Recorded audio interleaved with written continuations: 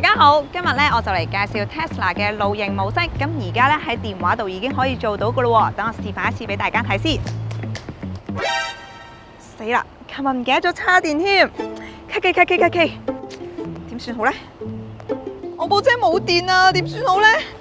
點算好咧 Samantha， ？Lawrence， 搞咩啊你？我部車冇電啊，諗住拍嘢啊，琴晚唔記得叉電啊。唉，你啲車冇電係好麻煩嘅，不如試我依部啊，都要用電嘅，但係一定唔會冇電咯。上嚟啦！好。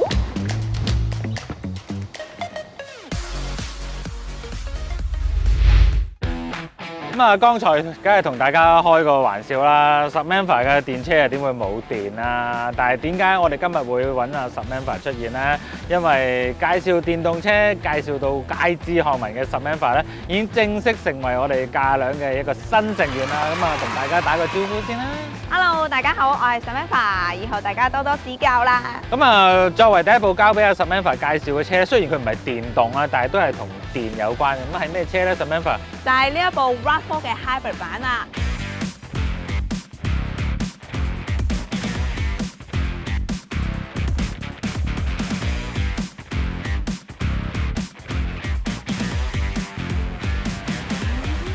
今次嚟到香港咧就有兩個版本嘅，第一個咧就係豪華版嘅汽油車，第二部咧就係呢個大家車迷都等咗好耐嘅 Hybrid 版啦。過往嗰部叫咩優越版定唔知咩版，即係配置冇咁高嗰部嘅 RAV4 咧，就已經唔會再嚟㗎啦。咁啊，據我所知咧，今次嚟嘅版本咧係 facelift 版啦。咁外形上邊有啲咩唔同咧？又真係唔係好多唔同嘅啫喎，主要咧就係組頭燈嘅啫。哦，就咁睇都係有啲唔同嘅，冇㗎啦。都有嘅，就係冇燈咯，都係轉咗做 LED 咯，同埋嗰個指揮燈變咗一間間咁咯。哇，都幾難分喎！有冇啲容易分嘅方法咧？都有，就係佢個顏色啦。咁混能版咧就係有個 two tone 顏色嘅，咁佢個車頂咧主要就係黑色啦，然之後咧個車身咧就有4隻色俾你揀嘅，咁就有白、灰、銀、藍嘅。哇！大家聽落去咧就好似好筍咁噶啦 ，Two Tone 咧就係唔需要加錢嘅，但係 Two Tone 咧即係得4個色啊揀嘅啫。而汽油版本咧啲顏色咧就多好多揀嘅，咁啊有辣有唔辣啦，咁啊但係你要分辨混能版或者汽油版啊易啲啦，即係話有 Two Tone 頂嘅一定係混能版咯，簡單講就係咁簡單。仲有一樣嘢唔同嘅，就係混能版咧就送咗個 Premium Black Package 嘅。咁咧就由本身嘅瓦面嘅防刮膠轉做令面黑色，咁咧就有一個鬼面罩啦、霧燈呢個啦、側鏡、輪拱、18寸鈴、尾門同埋嘅車尾擾流，仲有裙腳添。哇，都好似好多嘢加落去咁喎，咁使唔使加錢㗎？都話送㗎咯。有講到咩佢？Samantha， 你頭先講到有2部車都係 facelift 嘅版本啊，價錢有冇唔同先？都有嘅，汽油版咧就係33.3萬，比之前加咗少少啦。而呢部混能版咧就係35.9萬啫喎，只係貴咗26,000蚊啫。咁啊，除咗價錢之外啦，我都有做功課噶嘛。2個版本最大嘅分別咧就係動力驅動部分啦。咁啊，先講電油版啦，電油版咧就係得一副機器嘅啫，香港就係 M20A 嘅2公升直4啦，175匹嘅輸出啦。而新版嘅混能版咧就係行呢個叫 A25A 嘅2.5公升直4，配呢個油電混能系統，淨係個engine 嘅輸出咧已經比2公升嘅版本多啦，加埋呢個摩打嘅輸出咧，總共咧就217匹啦。咁啊計埋咧，喂，混能版足比汽油版咧多咗40幾匹喎。喂，據講咧油耗咧仲慳多1截添，慳幾多咧？汽油版咧每1 lit 就行到13.5公里，而混能版咧每1 lit 行到17.1公里啊。咁我計落去，喂，2.5公升同2公升嘅排廢係一樣。馬力嘅混能版大啲，油啊混能版慳啲，咁啊爭2萬幾蚊，喂，似乎慳得翻嚟喎呢筆數，咁喂，老虎蟹都買混能版啦，係嘛？仲有一樣嘢咧，我都做咗功課嘅。由於今代嘅 RAV4 咧就係全面共用呢個 TNGA 底盤啦，其實佢喺日本咧仲有 Plug-in Hybrid 嘅版本啦，咁啊香港淨係得Hybrid 啦，但係佢有個好嘅地方咧，就係咧呢個車架咧開發嗰時咧已經預留咗電池嘅位置啦。所以咧，據講咧，就算有電池嘅混能車款咧，都唔會影響到行李箱同後座空間。我哋即管去睇下。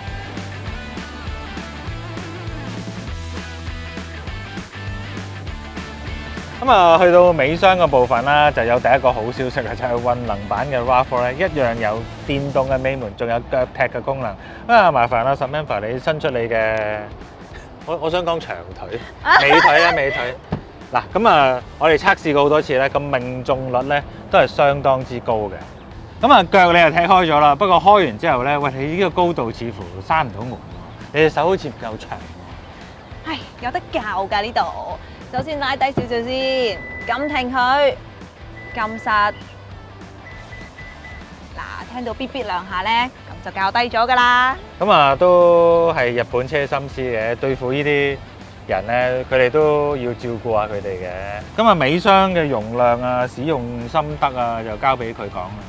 好啊，咁咧雖然呢部咧係混能版，但係而家豐田嘅混能版電池咧已經細咗好多噶啦，就放咗喺個凳下面，所以咧都冇咗佢嘅空間嘅，亦都有542 lit 㗎。仲一樣可以啦，維持之前嘅4/6式嘅分割啦，有個拉鏈啦，個地台咧係平嘅，係眼睇到咧真係可以擺到好多嘢。咁地台咧有個儲物格，sorry 喎，冇儲物格嘅喎，時備胎。我真係未見過喎，資歷尚淺。而家好少車咧有時啤胎嘅，咁係好啊，淨係嘥位咧？大家喺留言度講一講啦。尾箱冇唔同，車廂有冇唔同咧？車廂不如入去睇下。好啊，入去睇。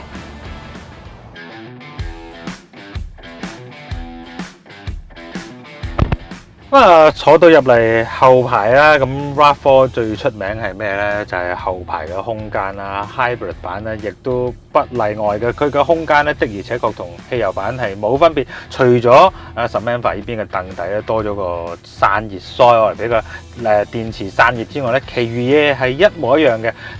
頭頂空間啦、腳位啦、肩位啦，哇，都係真係闊到無倫啊！就算你坐中間位咧，由於佢條傳動軸槽咧都唔算係高啊，但係佢係一個頭碌車嚟㗎嚇，但係都有傳動軸槽嘅。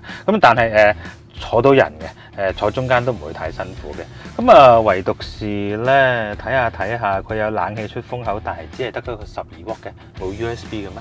係啊，冇啊，仲有你望下上面，連天窗都冇啊，係得汽油版先有天窗咋。嚇？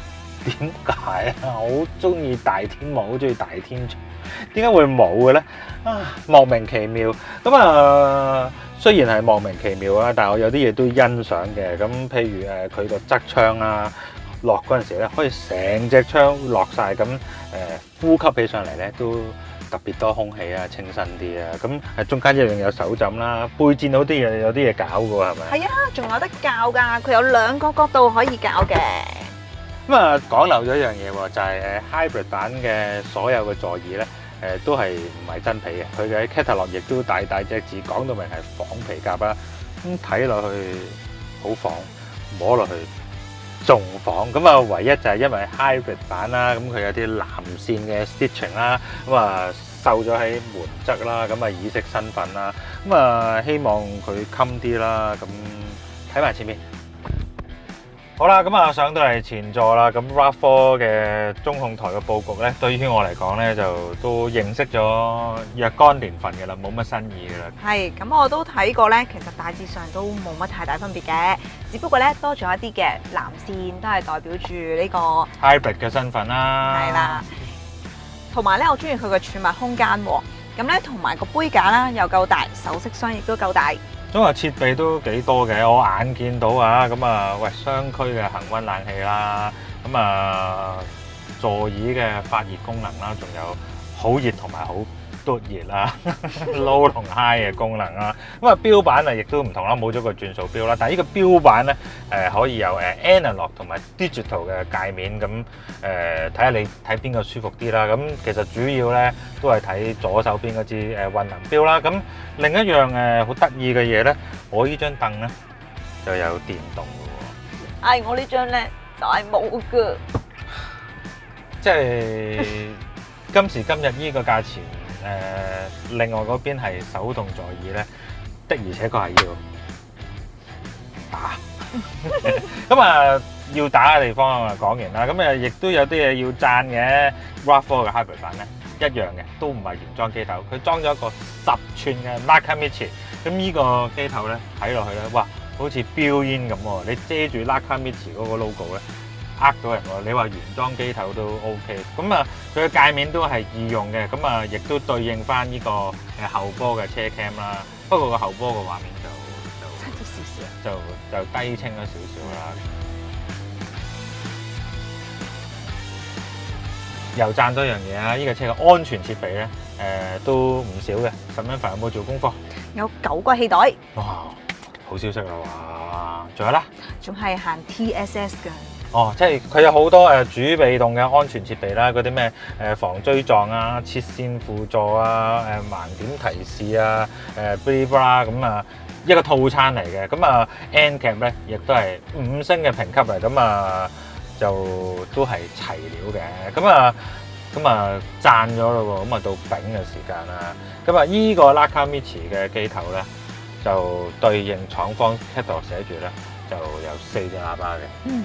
咁啊 Samantha 頭先都問我，架車得4隻喇叭啫喎，我話唔係，有6隻。我點解我要講有6隻咧？因為有6個位都有喇叭網嘅喎。咁尤其是 A 柱啦 ，A 柱通常係擺個高音啦。咁我播啲歌去聽啦，冇聲，得個窿，真係得4隻喇叭。咁呢4隻喇叭出咗嚟嘅聲咧，就坦白講係一般嘅。咁啊，你當代理預留一個空間俾大家，日後 upgrade 喇叭啦。咁反正佢有6個窿喺度，咁6個喇叭換晒咧，個聲效咧應該會好好多。咁啊，事不宜遲，試車。咁啊，去到自肥嘅時間啦，第一次同阿 Samantha 試車啊，咁啊有咩感覺咧？你剛才都揸咗噶咯喎。係，咁啊作為一個女仔咧，其實揸呢部車咧都覺得比較大部少少嘅，咁咧所以咧睇個角度咧其實都幾好嘅。咁但係咧唯一一樣嘢咧，我自己覺得咧前面嗰個窗咧就比較窄咗少少啦。唔係我要升到咁高嘅感覺，睇下先，都係嘅，都係嘅，唔係話非常之闊，但係佢啲窗啊夠大，我又覺得唔係話太大影響到視野嘅。其實呢部真係起圍嗰下咧，係真係唔係好夠力嘅，覺得。咁不過咧，同電動車比啊，係同電動車比。咁啊，但係揸耐咗之後咧，咁啊行車中間都覺得唔錯。咁啊再踩落去，其實都有力嘅。咁啊駕駛感咧？駕駛感咧，自己覺得都幾舒適嘅。咁啊，始終可能佢個避震都唔算好硬啊，所以覺得揸落去個感覺都舒服嘅。嗱，我都係第一次揸呢個 hybrid 版嘅 RAV4 啦，汽油版我揸得多啦。咁啊，佢俾到我嘅感覺咧，就係的而且確咧喺起步嗰陣時咧，你會覺得呢架車起圍嗰時咧輕鬆過汽油版，即係 CC 又大啦，又有摩打幫手啦。咁呢個所謂嘅起圍咧，就係0至30-40嗰一段咧，你會覺得咦？好似真係醒啲喎，咁但係你話實際係咪話非常之澎湃嘭聲咁飆出去咧？咁梗係唔係啊！即係絕對唔係呢個感覺嚟嘅。咁啊咩係一個 engine 最高負荷而需要電力出動嘅時候咧？Samantha考你。塞車啦，開車啦，加速同埋上斜路嘅時候。冇錯啦，呢個時候咧，咁就會油電齊發啦。咁啊而佢叻在嘅地方咧，就係油電嗰個轉換咧係非常之 smooth。你基本上你唔係個速度嘅變化或者扭力嘅變化咧，你係唔察覺摩打介入嘅。Lawrence，咁你揸呢部車嘅時候咧，你自己覺得佢個胎噪同路噪勁唔勁先？你覺得勁唔勁先？我覺得都可以接受啦，但係都有聲嘅。其實我自己覺得都都誠實嘅呢個都。咁啊汽油版嘅 RAV4 咧就冇人話靜嘅，呢個係真嘅。咁啊嚟到混能版咧，咁啊如果汽油版嘅 RAV4 10個槽係滿分，咁佢喺高轉嘅時候踩落去咧，汽油版嘅 RAV4 大概有8個槽啦。咁啊混能版咧大概6.5至7啦，其實佢都係嘈嘅，但係喺低轉速嘅情況下咧，呢個嘈咧就 engine 嘅嘈咧唔係好明顯嘅，但係咧你會發覺咧佢多咗另一個嘈，就係嗰啲胎聲同懸掛聲。呢個車咧都係比較直入嘅，依架車嗰個駕駛感咧，其實咧幾刻意去做一啲歐洲車嘅駕駛感覺出嚟。你會感覺到呢個軚盤遠比起日本車重嘅，但係呢種重咧其實係純粹係俾你感覺好似實在啲嘅重量嘅。佢唔會令到佢哋個轉向反應變得實在啲，變得好有路感，唔會嘅。另一個令你覺得有歐洲車嘅感覺咧，就係佢個懸掛啦。佢個懸掛咧就唔係傳統日本車嗰種舒服型取向嘅，佢係你會感覺到你而家譬如我而家過呢啲路氹，你仍然 feel 到呢個車搖嘅。嘣嘣嘣嘣，但係嗰個動作咧係快上快落，佢係喺頭一段咧係比較硬嘅，但係尾一段咧佢就唔係好硬，依然有翻個舒適性。咁呢個好處就係揸起上嚟好似感覺上 firm 啲啦，但係你夾硬側啲彎落去咧，佢都會側嘅。咁始終啦，第一啊佢係家庭車啦，第二依家唔係 RAV4 嚟噶嘛，唔係冇四驅噶嘛，實際係一架頭轆車嚟嘅啫。係，其實我都覺好似咧，例如你轉迴旋處啊嗰啲位咧，其實咧個車嗰個 body roll 咧，其實都大嘅，大㗎，我自己都覺得。係啊。咁啊，剛才講到呢套 hybrid 咁叻啦，咁起步嘅感覺咧，我覺得係幫到少少啦。我覺得幫得更大嘅感覺咧，就係佢喺嗰個中快速嗰個速度提升上邊咧，反而係好好。即係我而家係一個好 constant 嘅油門，我突然間需要超車，我一揼油，你會 feel 到呢架車咧，哇！有啲咁多推背喎，個力量係嚟得好飽滿、好實在。咁當然啦，佢會嘈，佢會叫啦。但係當你需要力嘅時候，佢的而且確比一架汽油版個力量反應咧會快好多嘅。仲有一樣嘢，大家應該都好關心嘅咩咧？就係佢個油耗啦。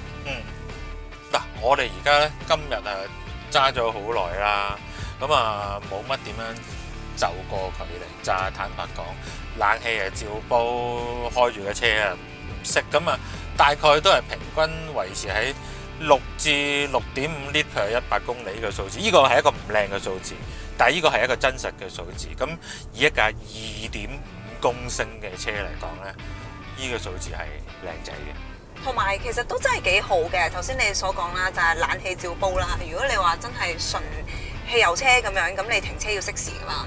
咁但係呢部就可以叉足電之後咧，你停車嘅時候其實有得煲冷氣。好短時間咯，佢可以 so call 話EV 行車模式添。你撳咗個 EV 掣，佢可以 EV 行車，但係行一個好短嘅路程嘅啫。你話煲冷氣都唔可以煲太耐嘅，咁勉強可以啦，勉強可以啦。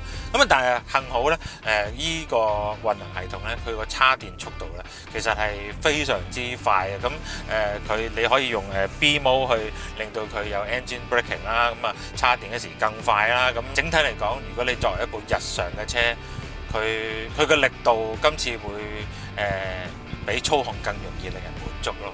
我係咁睇啦。喂，我哋成日都遇到一個問題，喂，依口價買架電動車啦，點解會買架依啲咁嘅入油嘅hybrid 車啊？咁嚟到叉電呢個問題啦，其實真係專家，因為都有唔少網友都有問過話其實真係搞唔掂個叉電喎，點算呢？咁樣咁，所以我自己都會建議人如果係喺個慳油同埋叉電中間，咁你揀嘅時候就揀個可以入油又可以唔使太掛心個叉電咁樣，但係又可以慳到油喎。咁其實呢個係唔錯嘅選擇嚟嘅。即係無非你都係要最後將你嗰個每公里嗰個使費降到最低嘅話，咁如果你叉唔到電，混能車就係暫時最好嘅權宜之計咯。呢個都係一個幾好嘅過渡期啊，我覺得都係。咁我都認同阿 Samantha 所講啦，即係依啲可能係一個過渡性嘅產品啦，因為即係未來就係一個電車嘅年代啦。喂，起碼佢個價錢唔係話太過揦脷，大部夠力實用，載到人，又相對地慳油咁。如果你好似我咁係屋企叉唔到電嘅，咁但係你成日要用車用得好粗，好介意嗰個每公里嗰個使費嘅話，咁油電混能車呢，就係一個唔錯嘅選擇咯。你覺得我講得啱唔啱先？非常之認同。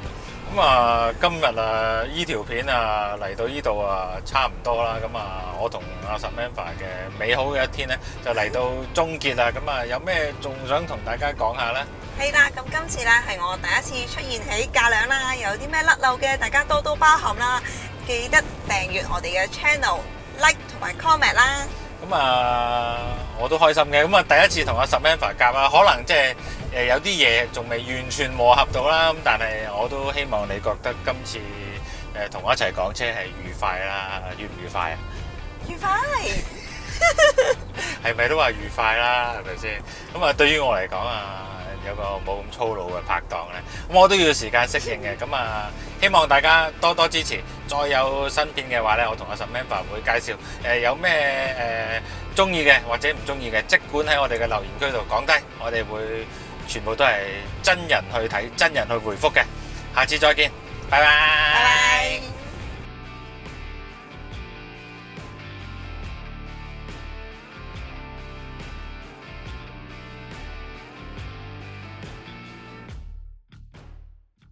剛才條片係咪好好睇呢？係我哋嘅團隊好用心去製作嘅。如果你想支持我哋嘅話呢 YouTube 咧最近多咗個 Super Fans 功能，喺 like 隻旁邊有個心心，撳入去咧可以揀選支持我哋嘅金額，再按照指示就完成㗎啦。你哋嘅少少支持咧，可以令到我哋行得更遠，拍更多好嘅影片俾大家睇。多謝大家！